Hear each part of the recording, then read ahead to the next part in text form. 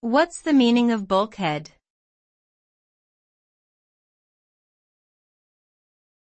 Bulkhead.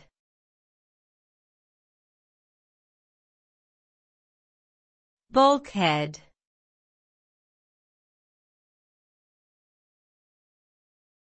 Bulkhead.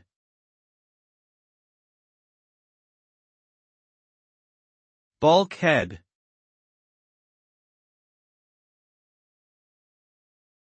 A bulkhead is a partition or wall within a ship, aircraft, or other vehicle that is designed to create separate compartments.